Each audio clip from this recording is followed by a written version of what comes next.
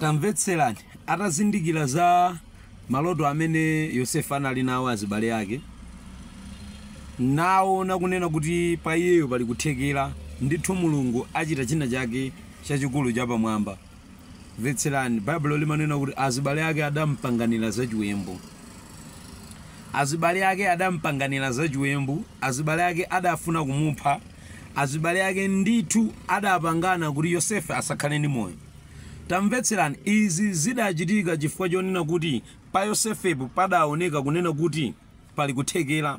Pa Yosefepo padaoneka kunena kuti kutsogolo kwake chilipo china chake chimene Mulungu agwiritse ntchito pa moyo wake. Tamvetserani, atapangana maupo kunena kuti uyu timuphe asapezekenso, ndi Baibulo limanena kuti mmodzi mwa azibale ake omwewo adanena kuti no, tiye tingomugulitsani kwa anthu awa amijana amene ali nkubwera, kuti mwina amutengere kutali maloto akewo asakwaniritsidwenso. Izizi zinkachitika ndi cholinga chofuna kupha loto la Yosefe. Izizi zinkachitika adapangana maupo amenewa ndi cholinga chofuna kupha maloto a Yosefe, cholinga kuti zimene Yosefe Mulungu adankozera zisachitike. Mvetserani, akuti adamgulitsa mzinda wina wakutali, kumene atakafika kumeneko Yosefe adakakhala woyang'anira nyumba mwa Potifara. Ali nyumba mwa Potifara sanasiyebe chimodzimodzi, adamulondolabe, ndipo atamulondola Yosefe akuti adampangiranso maupo ena kumeneko kuti amafuna kugwirira mkazi wa Potifara, kotero adaponyedwa ndende. Ataponyedwa ndende ndi pamene atayikidwa ndende ndi pamene maloto a Yosefe adambira kugwira ntchito. Ndi pamene zimene Mulungu adayika mwa Yosefe zidayamba kutumphuka ndi kuyamba kuonekera. Ndi pamene ufumu umene udali mwa Yosefe udayamba kuonekera tsapano ndi kufalikira kunja kuti oh, uyu si munthu wamba, awa ndi akatundu. Mvetserani, mu nthawi ino yakumadzulo ndimafuna ndilankhule ndi wina wake. Ndimafuna ndikukumbutseni kunena kuti chifukwa cha maloto anu amene Mulungu adayikiza pa moyo wanu, anthu ena ake adakutayani kutali. Chifukwa cha maloto anu amene Mulungu adayikiza pa banja lanu, anthu ena ake banja lanu adaliyang'anira kutali. Chifukwa cha maloto anu amene adayikiza Yehova pa business yanu, anthu ena ake business yanu adayisiya kutali. Kotero sanakhutitsidwenso chifukwa choti akusiyani kutali. Lero lino apanganso maupo ena kuti safunanso kukuonani.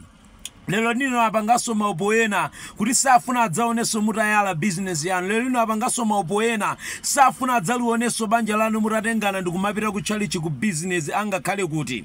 Ndimafuna ndikukumbutseni kuti pamene aponyera kwakuya kuti akuonongeni akumalizeni, ndi pamene Mulungu tsapano ayambe kugwira ntchito mu dzina la Khristu Yesu.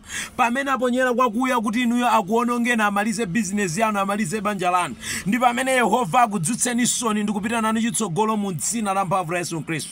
Inu pamene Yehova ankaona ngati athana naye kukamponya kwa Midiyani kukakhala kapolo wa Potifara, ndipo Satana adalonderanso komwe kukuona ruita mmaliza timusiye ndende, ndi pamene Yehova adayamba kugwira ntchito pamenepo. Ndimafuna ndikulimbitseni mu dzina la Yesu Khristu wa ku Nazareti kuti pamene Yehova akuona ngati athana nanu, pamene Yehova adani anu akuona ngati akumalizani, pamene azibale anu akuona ngati inuyo akukwirirani, pamene kuntchito kwanu akuona ngati inuyo akumalizani, ndimati ndikudziwitseni, ndimati ndikukumbutseni kuti mu dzina la mphamvu la Yesu Khristu pamenepo ndi pamene Ambuye Yesu ambe kugwira ntchito, ndipo Ambuye Yesu achita chatsopano pa moyo wanu mu dzina la Yesu Khristu wa ku Nazareti. Khulupirirani, Yesu Khristu wathu samalephera, ndipo ngati akuona kuti inu akumalizani, pamenepopo adzazizwa, adzadabwa mmene Mulungu akudzutsireni. Pakuti azibale ake a Yosefe anadabwa, ataona kuti kupitanso kuzinda kuja kukapempha chakudya, akadabwa kuti amene akakumana naye akulamulira mzindawo ndiye Yosefe, amene iwo ankaona ngati athana naye. Lero lino akuona ngati athana nanu,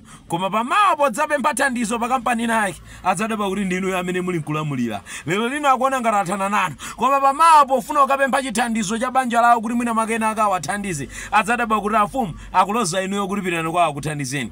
Lero lino akuona ngati athana nanu, pamene iwo adzakhala akufunafuna katapira kuti tingopeza munthu oti atikongozeko katapira kuti tiwombole zinthu zathuzi, adzadabwa kuti anthu ena ake akuwalozera pa khomo lanu. Mu dzina la Yesu Khristu wa ku Nazareti, osakhumudwa, osataya mtima, koma limbani mtima, pitiranibe chitsogolo mu dzina la Yesu Khristu wa ku Nazareti. Ambuye akudalitseni. Evangelist Jikoni Faison. Amen.